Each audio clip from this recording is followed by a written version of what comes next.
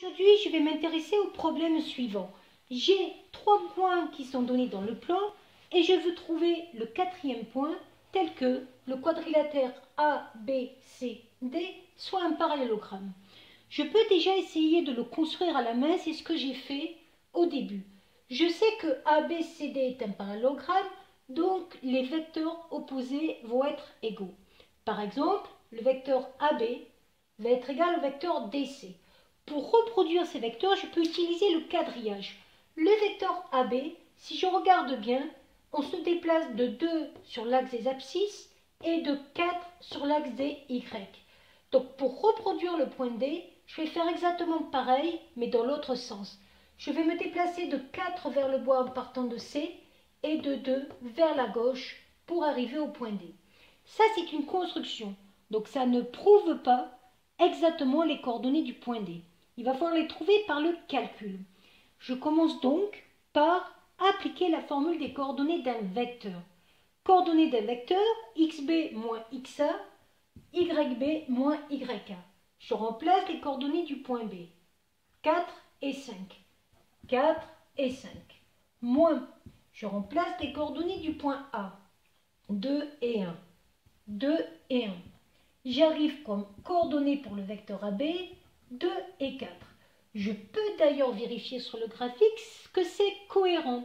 Pour aller de A vers B, je me déplace bien de 2 sur l'axe des abscisses et de 4 sur l'axe des Y. Je vais faire pareil avec la formule de DC. Et quand je vais remplacer, je vais me rendre compte qu'il y a un point que je ne connais pas. Je vais donc avoir des inconnus. Par contre, ce que je sais, c'est que le vecteur AB est égal au vecteur DC. Ça veut dire que les coordonnées sont les mêmes, c'est-à-dire qu'il y aura les mêmes déplacements sur l'axe des abscisses et sur l'axe des ordonnées. L'axe des abscisses, c'est toujours la coordonnée en haut de ce vecteur. Donc le 2 va être égal au 6 moins x. Je vais pouvoir l'écrire.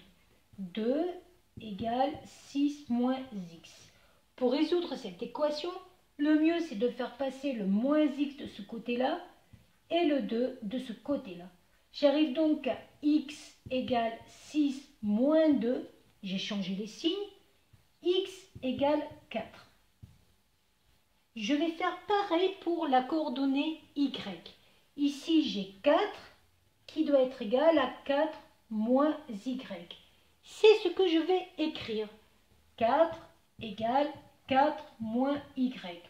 Je vais faire passer le moins y de ce côté-là pour éviter le signe moins et le 4 de ce côté-là. J'arrive à y égale 4 moins 4, y égale 0.